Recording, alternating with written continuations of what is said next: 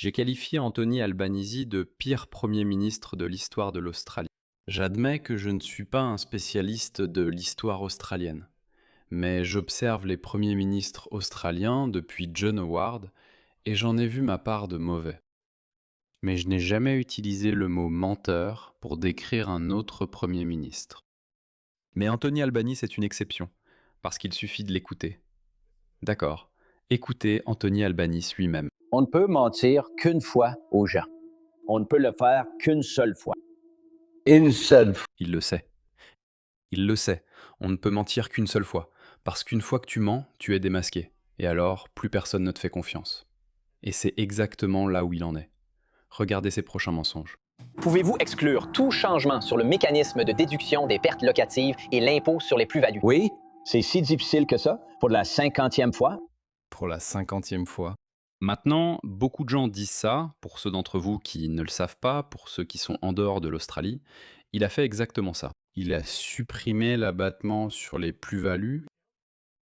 Il a supprimé le mécanisme de déduction des pertes locatives.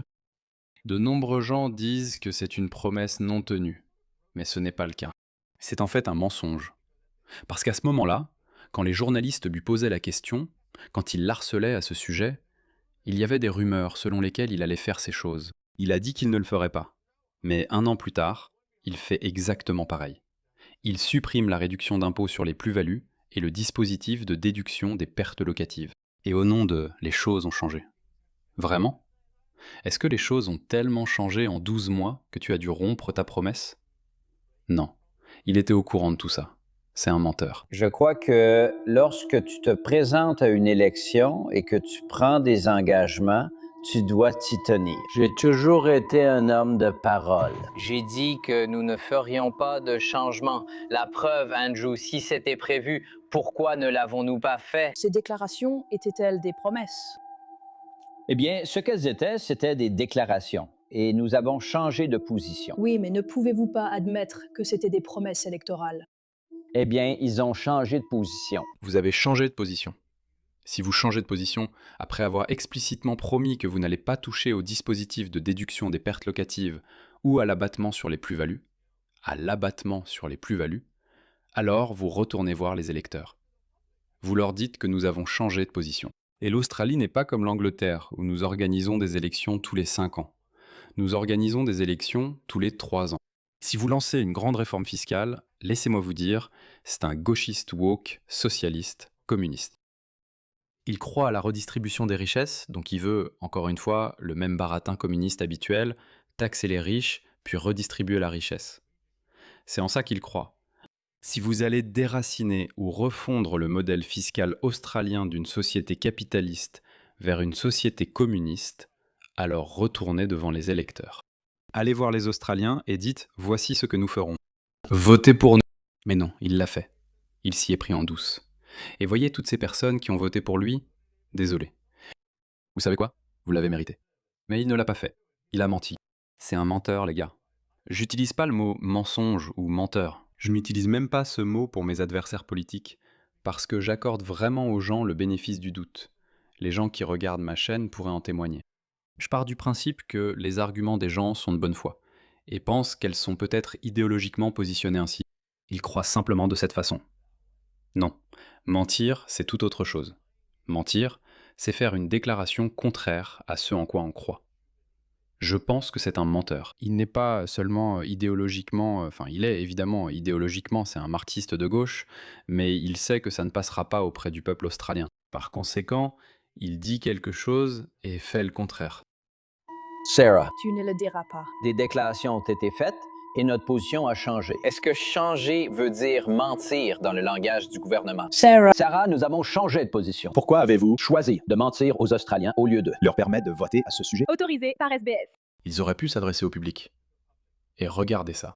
Ici, il défend sa collègue de parti, Annika Wells, qui a fait une fausse note de frais. Quand elle s'est fait prendre, il a dit qu'elle avait remboursé l'argent. C'est comme voler de l'argent puis dire « Oups, désolé, je me suis fait prendre, tiens l'argent ». Je n'ai pas été malhonnête. À Agen, nous avons de l'IPA. Nous avons une autorité indépendante des dépenses parlementaires qui s'occupe de cela. Elle s'est elle-même signalée à cette autorité, ce qui était approprié. Et c'était approprié. Qu'elle rembourse l'argent, ce qui a été fait. Donc quand elle s'est elle-même signalée à l'IPA, l'IPA, elle espérait ne pas se faire prendre.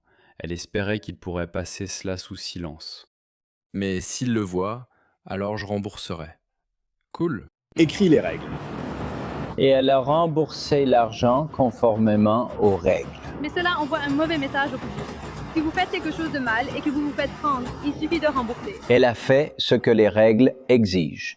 Anika Wells est une très bonne ministre qui fait un travail extraordinaire. La raison pour laquelle je vous ai montré cette vidéo, ce n'est pas parce qu'il soutient la corruption ou qu'il excuse la corruption.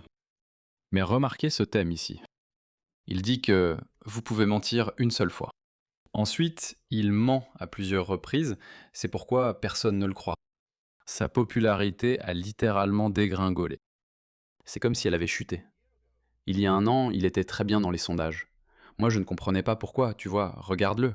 Mais ici, il dit qu'elle a remboursé. C'est ça leur état d'esprit, les gars. Ils pensent qu'il faut faire tout ce qu'on peut. Et si on se fait prendre, alors on rembourse. Regardez ce qui s'est passé. Regardez ça. Regardez ce qu'il vient de faire maintenant. Pour ceux d'entre vous qui sont en dehors de l'Australie, cela devient un autre grand scandale d'Anthony Albanese qui ment. Il a organisé un dîner privé avec le fils d'un milliardaire chinois qui est accusé par l'ATO, le Bureau australien des impôts, d'être un fraudeur fiscal. Donc, laissez-moi répéter cela encore une fois. Le fils d'un fraudeur fiscal, milliardaire chinois étranger, a dîné avec le Premier ministre australien. Vous et moi ne pouvons pas dîner avec lui. Mais le fils d'un milliardaire chinois riche et corrompu peut obtenir une audience auprès du Premier ministre australien. Mais regardez sa réponse. Sa première réaction est de mentir. Regardez bien ce jeune homme, regardez ce passage très attentivement. Et je vais vous guider tout au long. Remarquez qu'il dit quelque chose, ce qui est un mensonge flagrant. Il est encore une fois pris en flagrant délit de mensonge devant la caméra. Je souhaite vous interroger, Monsieur le Premier ministre, sur les articles parus ces derniers jours dans les 9 journaux concernant un dîner privé de collecte de fonds. Avez-vous assisté à un dîner chez Felix Lee à Point Piper? J'assiste à beaucoup d'événements. Et celui-ci? J'assiste souvent à des événements dans divers lieux, y compris ici hier soir. Et ce dîner à Point Piper? J'assiste à de nombreux événements. Tu veux répondre à ça? Eh bien oui, tu viens de dire que c'est arrivé. Oui, ça va. J'assiste à beaucoup de dîners dans beaucoup d'endroits. Et je ne parle pas des dîners privés. J'en ai organisé plusieurs cette semaine ici à Adélaïde aussi. De nombreuses collectes de fonds. Ici, le problème est que son père est accusé par le fisc d'avoir transféré d'importantes sommes de Chine vers l'Australie en trompant les autorités. Vous voyez ça? Remarquez la question. C'est une question très précise. Et regardez sa réponse. Il lui faut bien 2 ou 3 secondes pour y réfléchir. Et chaque psychologue vous dira qu'un menteur pense d'abord à la réponse, puis à la contre-réponse, et ensuite il donne sa réponse. Parce qu'il se demande si, en disant cela, il va être démasqué comme menteur. Alors, regardez cette réponse. Dès que sa question se termine, observez son langage corporel. Regardez-le. De grosses sommes d'argent de Chine vers l'Australie. Est-ce que cela vous inquiète? Eh bien, je ne suis pas au courant de ces problèmes.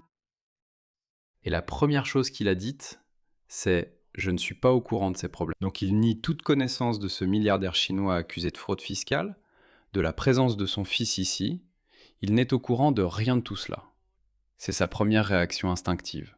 Je ne sais pas, je ne sais pas, je ne sais pas. Ne me demandez pas, je ne sais pas. Et ensuite, regardez sa réponse suivante. Cela n'aurait pas dû poser problème, il était absent. Il n'était pas là? Qu'est-ce que tu veux dire par « il n'était pas là » ? Quoi? Je croyais que tu n'étais au courant de rien. Donc tu sais s'il était là ou pas? Tu vois ça? Son premier réflexe a été de mentir. C'est un mensonge, les gars. C'est pas une différence idéologique. C'est un mensonge éhonté, flagrant. Il a d'abord déclaré « je ne suis pas au courant de ça ». S'il avait dit « je n'étais pas au courant », là d'accord. Je n'étais pas au courant à ce moment-là, quand son fils était au dîner. Mais plus tard, mon équipe me l'a dit. Devine quoi? Tu te rappelles ce que j'ai dit sur Anika Wells? Il a dit qu'elle avait remboursé. Donc il rembourse maintenant l'argent au milliardaire chinois ou à son fils. Si ce n'est pas du mensonge et de la corruption, alors qu'est-ce que c'est? Les gars, qu'est-ce que c'est? Il n'était pas là. J'ai assisté à un dîner hier soir avec 750 personnes. Ce n'est pas ce que je vous demande. Mais ce sont les faits, David.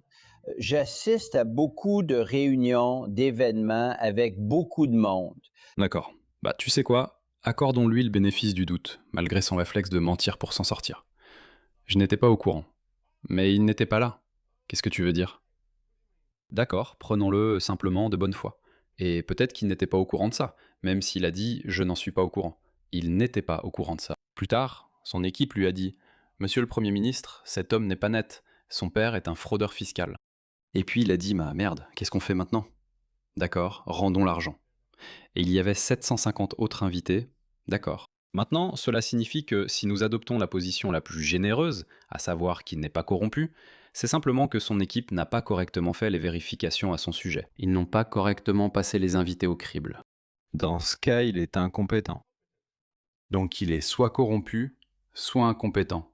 Dans les deux cas, il ne mérite pas d'occuper le poste de Premier ministre de l'Australie. Et c'est pour cette raison, les gars. Voici pourquoi je veux vous en parler. Prêt? J'ai une bonne nouvelle à partager. Un nouveau sondage récent suggère que si les élections avaient lieu aujourd'hui, si les élections générales avaient lieu aujourd'hui, Pauline Hanson remporterait 66 sièges contre 70 sièges. Désolé, 68 sièges pour le Parti travailliste australien, le parti d'Anthony Albanese. Donc 68 contre 60, voici donc le dernier sondage. Si les élections avaient lieu aujourd'hui, le Parti travailliste australien remporterait 68 sièges. One Nation remporterait 60 sièges. Les libéraux, nos conservateurs, pathétique. C'est tellement pathétique. Ils ne gagneront que 13 sièges. Quelle dégringolade. C'est exactement l'histoire qui se répète. Ce qui s'est passé au Royaume-Uni, entre les conservateurs et le Parti de la Réforme, se produit en Australie. Et nos libéraux sont nos conservateurs, et One Nation est le Parti de la Réforme. Donc si vous additionniez d'une manière ou d'une autre les sièges de One Nation et des libéraux, cela ferait 73 sièges. Et d'autre part, les Verts vont gagner, ils vont remporter 3 sièges, et les indépendants vont en gagner 6. Donc maintenant, les gauchistes espèrent que le Parti travailliste, les Verts et les indépendants formeront une coalition, et ensemble, ils auront 77 sièges. Et One Nation d'ailleurs, Angus Taylor, le chef des libéraux, a pris ses distances avec One Nation. Et il dit que nous sommes au-dessus de ça pour former une alliance avec One Nation. S'il abandonne cette attitude, alors One Nation et les libéraux pourront former une alliance et nous aurons 73 sièges, ce qui sera encore un peu moins que 77. Je pense que ce sera un parlement sans majorité. Mais la bonne nouvelle, c'est que les élections générales sont dans 2 ans. C'est une bonne nouvelle pour l'Australie. Nous ne voulons pas d'élections aujourd'hui. Nous voulions le faire 2 ans plus tard, parce qu'entre maintenant et 2028, nous allons avoir de plus en plus de cela. Bonsoir. Une violence choquante a éclaté dans le centre de Melbourne, avec 3 personnes poignardées et dépouillées lors d'attaques distinctes à la machette. C'est le multiculturalisme pleinement affiché. La diversité est notre force, rendue possible par les gauchistes extrêmes, les écologistes de gauche, le Parti travailliste. Ils ont fait cela. Ils ont fait cela, et ils ne s'arrêteront pas. De plus en plus. Voter pour le Parti travailliste signifiera encore plus de ce genre de choses. Les 2 incidents se sont produits près du carrefour tristement célèbre des rues Elizabeth et Flinders. Le carrefour d'Elizabeth et de Flinders Street est littéralement le centre du quartier des affaires de Melbourne. C'est là que se trouve la gare de Flinders Street. C'est le cœur de Melbourne. Et il dit tristement célèbre parce que cela devient un phénomène courant à Melbourne. Melbourne n'était pas comme ça, les gars. Ce n'était pas comme ça. C'est la politique de gauche qui a provoqué cela. Le Parti travailliste et les écologistes ont agi ainsi. Comme dit, nous ne voulons pas d'élections anticipées, mais des élections générales en 2028, car ce genre de choses va se multiplier. Anthony Albanese va continuer à vous mentir, il va continuer à vous manipuler, il va continuer à accumuler les gaffes les unes après les autres. Et cela va pousser de plus en plus de gens vers One Nation. Donc, un sondage dit que One Nation va gagner. 66 sièges. D'accord. Et un autre sondage dit que One Nation remportera 60 sièges. Et dans le même sondage, il est dit que le Parti travailliste remportera 68 sièges. Donc dans tous les cas, One Nation est légèrement derrière le Parti travailliste australien. Mais je suis tout à fait convaincu que ce chiffre va probablement augmenter parce que Anthony Albanese va continuer à accumuler les erreurs les unes après les autres. Et nous allons voir de plus en plus d'attaques à la machette perpétrées par des gangs du Moyen-Orient et d'Afrique. Les gens finiront par dire que ça suffit, car l'Australie est très différente de l'Angleterre. C'est quelque chose de très courant en Angleterre, les gars. Laissez-moi vous montrer ça. Regardez ça. Regardez ça. Regardez-moi ça. Regardez l'état de ses pieds. Mon Dieu. Le pauvre gars. Le derrière d'un pauvre type va s'asseoir sur ce siège. Et voilà ce qu'ils ont fait. À l'Angleterre. L'Angleterre est passée du cœur de la civilisation occidentale à ça. Ouais. C'est déjà en train de se produire en Australie, mais à une plus petite échelle. Et ça ne va pas s'arrêter, ça continuera. Et l'Australie va s'engager dans la même voie désastreuse du «la diversité est notre force» que le Royaume-Uni. Donc oui, nous ne voulons pas d'élections anticipées. Même si les sondages placent One Nation et le Parti travailliste australien au coude à coude, je suis presque sûr que dans 2 ans, One Nation va continuer à monter. Ça doit arriver, les gars.